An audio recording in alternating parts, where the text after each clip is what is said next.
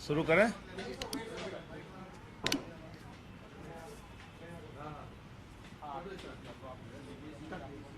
बोलने तो दो पहले। अरे वो एक आदमी और।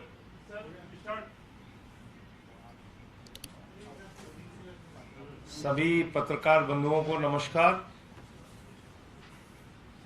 आज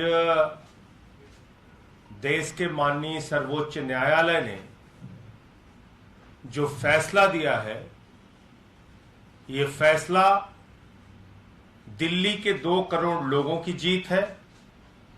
ये फैसला अरविंद केजरीवाल जी के संघर्षों की जीत है, उनके जज्बे की जीत है, उनके लगन की जीत है।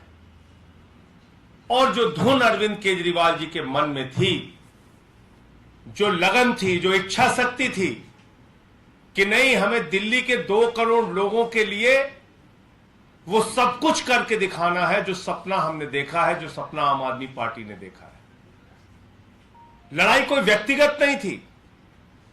लड़ाई इस बात के लिए थी कि एक पार्टी और उसके प्रधानमंत्री नरेंद्र मोदी जी हैं जो दिल्ली के 2 करोड़ लोगों को सजा दे रहे थे कि तुमने आम आदमी पार्टी को कैसे चुन लिया, तुमने अरविंद केजरीवाल को कैसे चुन लिया। हम तुम्हारा मोहल्ला क्लिनिक नहीं बनने देंगे, हम तुम्हारे सरकारी स्कूल नहीं बनने देंगे, हम तुम्हारी शिक्षा व्यवस्था ठीक नहीं होने देंगे, अरे हम तुम्हारे घर घर के राशन पहुंचाने की योजना तक पे रोक लगाएंगे।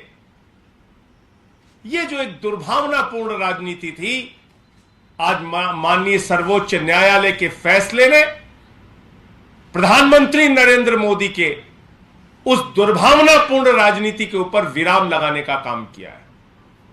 और इस फैसले ने यह भी साबित किया है कि किस तरीके से केंद्र की सरकार, नरेंद्र मोदी जी की सरकार, लोकतांत्रिक ढंग से प्रचंड बहुमत से चुनी हुई अरविंद केजरीवाल जी की सरकार का गला घोट रही थी, किस तरीके से उनके काम में अड़ंगे डाल रही थी, किस तरीके से उनके काम में रोड़े अटका रही थी। यह आज इस फैसले से साबित हुआ है। तो इसके लिए दिल्ली के वो 2 करोड़ लोग जो अपने लाल अरविंद केजरीवाल के साथ हर परिस्थिति में खड़े रहे, वो सब बधाई के पात्र हैं। अरविंद केजरीवाल जी और पार्टी का एक एक कार्यकर्ता, वो सारे लोग बधाई के पात्र हैं जो इतनी दुश्वारियों में, इतनी मुसीबतों में भी दुनिया के अंदर एक बेहतरीन सरकार चला के दिखाया। केजरीवाल जी का गुनाह क्या था, क्या गलती थी उनकी? उन्होंने कहा हमें दिल्ली के सरकारी स्कूल अच्छे करने हैं। कौन से सरकारी स्कूल? जो केजरीवाल साहब के मुख्यमंत्री बनने के पहले जिन सरकारी स्कूलों में मकड़ी के जाले लगे हुए थे, वहां टाट पट्टी पर बच्चे बैठ के पढ़ते थे, बच्चियों के लिए टॉयलेट का इंतजाम नहीं था। उन सरकारी स्कूलों को अरविंद केजरीवाल जी ने, मनीष सिसोदिया जी ने इतना बेहतरीन बनाया कि अमेरिका के राष्ट्रपति की पत्नी हिंदुस्तान आई तो उसने कहा हमें अरविंद केजरीवाल और मनीष सिसोदिया ने जो सरकारी स्कूल बनाया वो स्कूल देखना है। यह काम उन्होंने किया। सरकारी स्कूलों में स्विमिंग पूल का निर्माण, एथलीट के ग्राउंड, हॉकी के ग्राउंड, सरकारी स्कूलों के टीचर्स को विदेशों में ट्रेनिंग के लिए भेजना। 8 साल से इंटर का रिजल्ट सरकारी स्कूलों का प्राइवेट स्कूलों से बेहतर आ रहा है। यह काम दिल्ली में किया। मोहल्ला क्लिनिक का एक बेहतरीन मॉडल दिया जिसकी चर्चा पूरी दुनिया में हो रही है।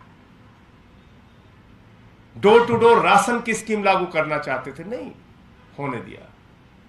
मोहल्ला क्लिनिक की संख्या बढ़ाना चाहते थे, उस पर रोक लगा के बैठे। हर काम में रोड़ा, हर काम में रोक, हर काम में परेशान करना।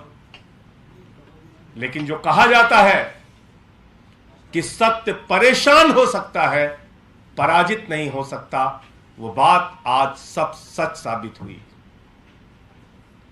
और यह भी सच साबित हुआ, लोकतंत्र के अंदर, डेमोक्रेसी के अंदर जनता मालिक है और जनता के द्वारा चुनी गई सरकार ही सर्वोपरि है। कोई एलजी, कोई लाट साहब, कोई राज्यपाल सर्वोपरि नहीं है। कोई लाट साहब बॉस नहीं हो सकता एक चुनी हुई सरकार के ऊपर।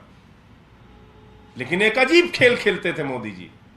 2 करोड़ लोग प्रचंड बहुमत से चुन के अरविंद केजरीवाल जी को भेजते थे, वो इनके ऊपर एक लाट साहब बिठाल देते थे, वो कहते थे डंडे से चलाओ। फिर दोबारा चुन के भेजते थे, फिर डंडे से चलाओ, फिर तो ये एक प्रक्रिया चल रही थी। मैं प्रधानमंत्री जी से कहना चाहता हूं, प्रधानमंत्री जी, आप इस देश के अभिभावक हैं। आपको इस देश के 140 करोड़ लोग अपने अभिभावक के रूप में देखते हैं। दुर्भावना की राजनीति बंद कीजिए, राज्य सरकारों का गला घोटने की राजनीति बंद कीजिए। अरविंद केजरीवाल से आपकी लड़ाई हो सकती है, राजनीतिक लड़ाई हो सकती है, लेकिन उनको जिस जनता ने चुना है उसको सजा मत दीजिए, उनके बच्चों को सजा मत दीजिए, उनके स्कूलों को मत रोकिए, उनके अस्पतालों को मत रोकिए। तो आज माननीय सर्वोच्च न्यायालय का आदेश मोदी सरकार की तानाशाही, लाट साहब की तानाशाही और लोकतंत्र का गला घोटने के प्रयास पर एक जोरदार तमाचा है, एक जोरदार तमाचा है ये निर्णय। और मैं समझता हूं कि अब आगे सहयोगात्मक रवैया मोदी सरकार को अपनाना चाहिए। आगे अरविंद केजरीवाल के कामों पर किसी भी प्रकार का अब तो अड़ंगा लगाने की कोई गुंजाइश आपके लिए बची नहीं, लेकिन अब कोई मन में नई योजना बनाकर प्रयास मत कीजिए और ऐसा काम सहयोगात्मक रवैया अपनाइए कि दिल्ली के 2 करोड़ लोगों को भी लगे कि इस देश के संघीय ढांचे में आपका यकीन है, इस देश के लोकतंत्र में आपका यकीन है, इस देश के संविधान में आपका यकीन है। और जिस संविधान ने एक सरकार बनाई, जिस जनता ने एक सरकार चुन के दिया, उस जनता को उस सरकार से हर प्रकार का लाभ अपने लिए लेने का अधिकार है। अरविंद केजरीवाल जी ने आज एक बड़ी अच्छी बात कही कि अब तक हमारे साथ यह होता रहा कि हमारे दोनों हाथ पैर बांध के स्विमिंग पूल में फेंक दिया और बोले कि तैर के दिखाओ, ओलंपिक का मेडल लेना है। इतनी विषम परिस्थितियों में इतनी दुश्वारियां हमारे सामने खड़ी की गई, उसके बावजूद इतना अच्छा काम करके दिखाया। अगर शायद ये बाधाएं नहीं होती तो आज दिल्ली की तस्वीर और बेहतरीन होती और अच्छे गति से, तेजी से काम हो सकता था। उन अधिकारियों ने जो जनता के टैक्स के पैसे से तनख्वाह पाते हैं, उन्होंने भी अपराध किया, अपनी ड्यूटी के प्रति गुनाह करके, अपने ड्यूटी के प्रति लापरवाही करके, अपनी ड्यूटी के प्रति जनता को वरीयता न देते हुए लाट साहब को वरीयता देके। तो ये मेरी ओर से कहना था कि ये बहुत बड़ी जीत है, लोकतंत्र की जीत है, दिल्ली के 2 करोड़ लोगों की जीत है, माननीय अरविंद केजरीवाल के संघर्षों, उनके जज्बों, उनके लगन की जीत है। एक ऐसा शख्स जो इनकम टैक्स कमिश्नर की नौकरी को लात मार के देश की व्यवस्था को बदलने के लिए निकला था, जो सपना उसने देखा हिंदुस्तान के लिए, जो सपना उसने देखा दिल्ली के लिए, उस सपने को पूरा करने में और तेज गति से वो आगे बढ़ेंगे।